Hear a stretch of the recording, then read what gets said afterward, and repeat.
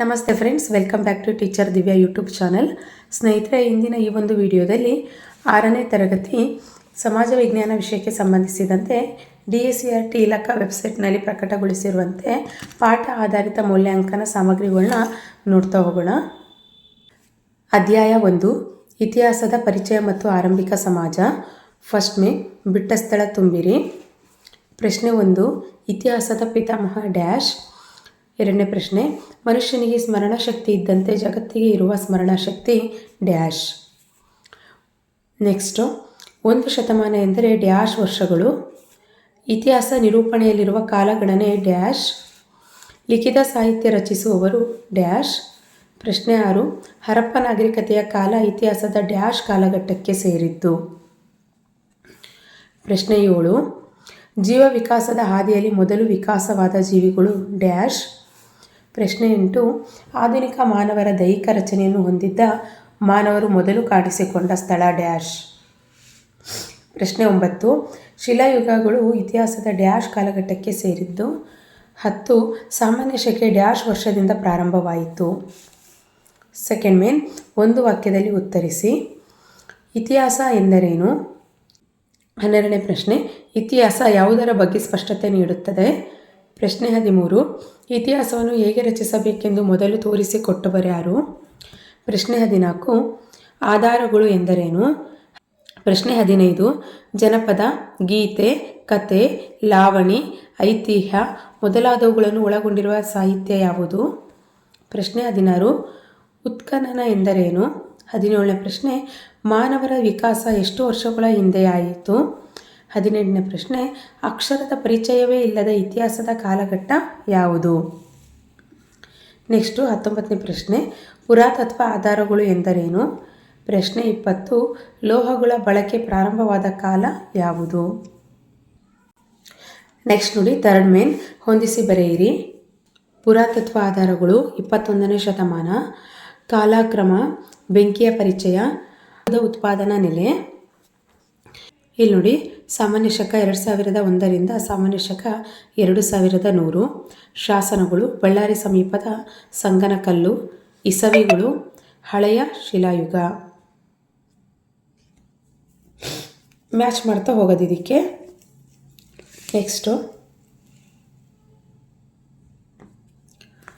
Next main, fourth main, ಕಾಲಾನುಕ್ರಮದಲ್ಲಿ ಬರೆಯಿರಿ. 1, ವಿದ್ಯಾರ್ಥಿ ಶಾಲೆಗೆ ಸೇರಿದ್ದು, ವಿದ್ಯಾರ್ಥಿ ಜನಿಸಿದ್ದು, ವಿದ್ಯಾರ್ಥಿಯ ತಂದೆಯ ಜನನ, ವಿದ್ಯಾರ್ಥಿಯ ತಾಯಿಯ ಜನನ, ವಿದ್ಯಾರ್ಥಿಯು 5ನೇ ತರಗತಿ ಪಾಸ್ ಆಗಿದ್ದು.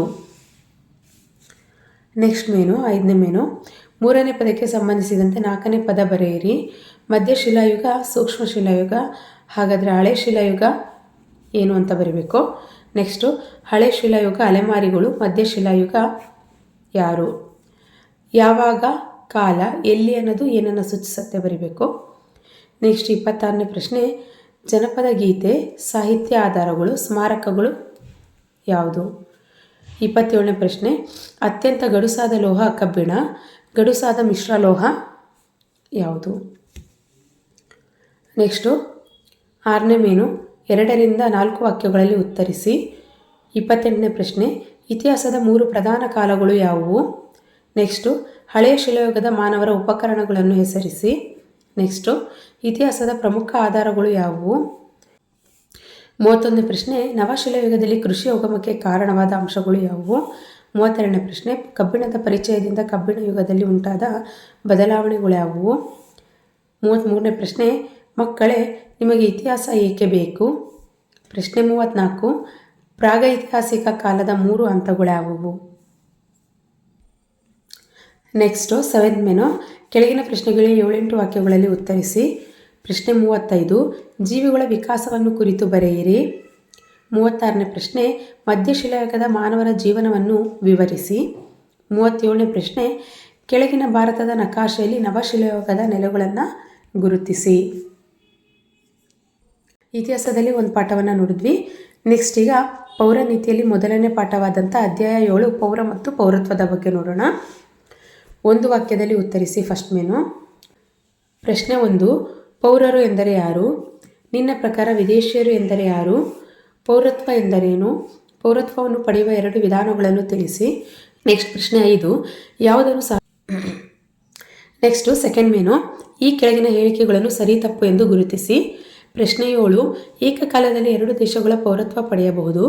8ನೇ ಪ್ರಶ್ನೆ, ಒಬ್ಬ ವ್ಯಕ್ತಿಯು ಆತನ ತಂದೆ ತಾಯಿ ಯಾವ ದೇಶಕ್ಕೆ ಸೇರಿದವರು ಎನ್ನುವ ಆಧಾರದ ಮೇಲೆ ಆ ದೇಶದ ಪೌರತ್ವವನ್ನು ಪಡೆಯುತ್ತಾನೆ. ಪ್ರಶ್ನೆ 9, ಜನನದ ಮೂಲಕ ಪಡೆಯುವ ಪೌರತ್ವವು ಸಹಜೀಕೃತ ಪೌರತ್ವ ಆಗಿರುತ್ತದೆ. 10ನೇ ಪ್ರಶ್ನೆ, ಒಬ್ಬ ವ್ಯಕ್ತಿಯು ರಾಷ್ಟ್ರ ವಿರೋಧಿ ಚಟುವಟಿಕೆಗಳಲ್ಲಿ ತೊಡಗಿಸಿಕೊಂಡಿದ್ದರೆ ಅಂತಹವರ ಪೌರತ್ವವನ್ನು ಭಾರತ ಸರ್ಕಾರವು ರದ್ದುಗೊಳಿಸಿ ನಿರಾಕರಿಸುತ್ತದೆ. ಥರ್ಡ್ ಮೇನ್, 2ರಿಂದ 4 ವಾಕ್ಯಗಳಲ್ಲಿ ಉತ್ತರಿಸಿ. ಪ್ರಶ್ನೆ 11, ನೀನು ಒಬ್ಬ ವ್ಯಕ್ತಿಯನ್ನು ವಿದೇಶಿಯ ಎಂದು ಹೇಗೆ ಗುರುತಿಸುತ್ತೀಯಾ? 12ನೇ ಪ್ರಶ್ನೆ, ನಿನಗೂ ಹಾಗೂ ವಿದೇಶಿಯನಿಗೂ ಇರುವ ವ್ಯತ್ಯಾಸವೇನು? ನೆಕ್ಸ್ಟು, ಒಂದು ದೇಶದ ಪೌರತ್ವವನ್ನು ಪಡೆಯುವ ವಿಧಾನಗಳನ್ನು ಪಟ್ಟಿ ಮಾಡಿ. ಯಾವ ವಿಧಾನಗಳ ಮೂಲಕ ಒಂದು ದೇಶದ ಪೌರತ್ವವನ್ನು ಕಳೆದುಕೊಳ್ಳಲಾಗುತ್ತದೆ? 15ನೇ ಪ್ರಶ್ನೆ, ಜನವರಿ 26, 1950 ಅಥವಾ ನಂತರ ಭಾರತದಲ್ಲಿ ಜನಿಸಿದವರು ಭಾರತದ ಪೌರರಾಗಿರುತ್ತಾರೆ, ಏಕೆ? ನೆಕ್ಸ್ಟ್ ಮೇನು, ಕೆಳಗಿನ ಪ್ರಶ್ನೆಗಳಿಗೆ 5-6 ವಾಕ್ಯಗಳಲ್ಲಿ ಉತ್ತರಿಸಿ. 16ನೇ ಪ್ರಶ್ನೆ, ಭಾರತದ ಪೌರನಾದ ನೀನು ನಿರ್ವಹಿಸಬೇಕಾದ ಕೆಲವು ಕರ್ತವ್ಯಗಳನ್ನು ಪಟ್ಟಿ ಮಾಡು.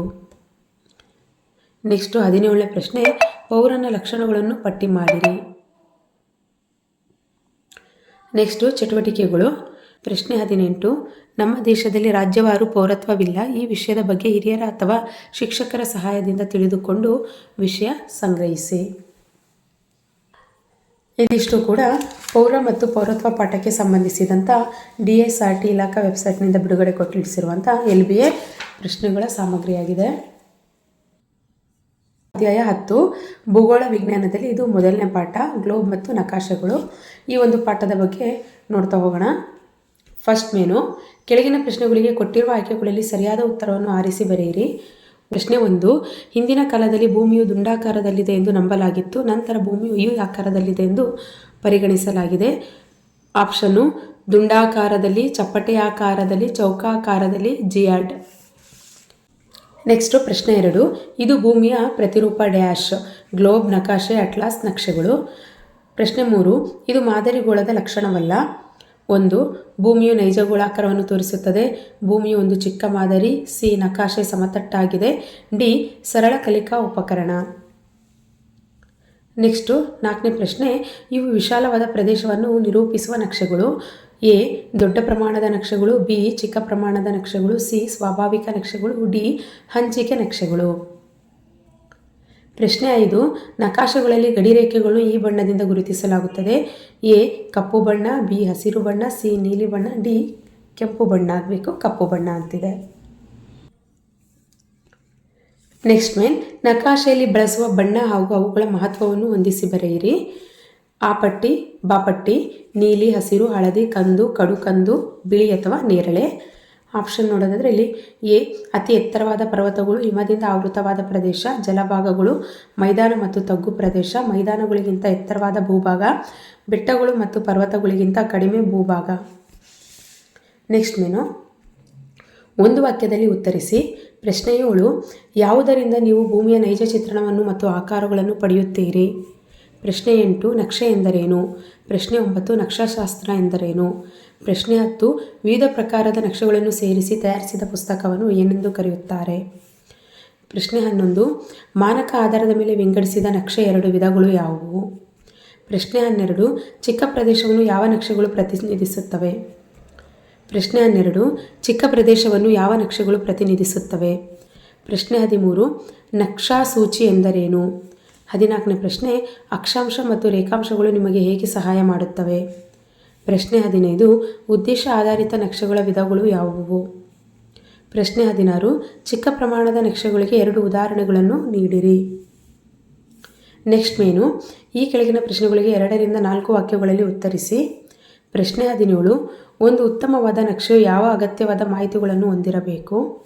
ಪ್ರಶ್ನೆ 18, ನಕಾಶೆ ಓದುವ ಕೌಶಲ್ಯವನ್ನು ಬೆಳೆಸಿಕೊಳ್ಳಲು ನೀನು ಯಾವ ಸಾಮಾನ್ಯ ನಿರ್ದೇಶನಗಳನ್ನು ಹೊಂದಿರಬೇಕು? ನೆಕ್ಸ್ಟ್ ಮೇನು, ಈ ಕೆಳಗಿನ ಪ್ರಶ್ನೆಗಳಿಗೆ 6 ವಾಕ್ಯಗಳಲ್ಲಿ ಉತ್ತರಿಸಿ. ಪ್ರಶ್ನೆ 19, ಭೂಗೋಳಶಾಸ್ತ್ರ ವಿಷಯದ ಕಲಿಕೆಯಲ್ಲಿ ಗ್ಲೋಬ್ ಹೇಗೆ ಸಹಾಯ ಮಾಡುತ್ತದೆ? ಪ್ರಶ್ನೆ 20, ನಕಾಶೆಗಳ ಉಪಯೋಗಗಳನ್ನು ಪಟ್ಟಿ ಮಾಡಿರಿ.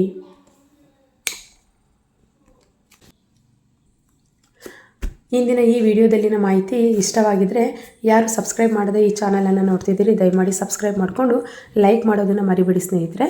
ಧನ್ಯವಾದಗಳು.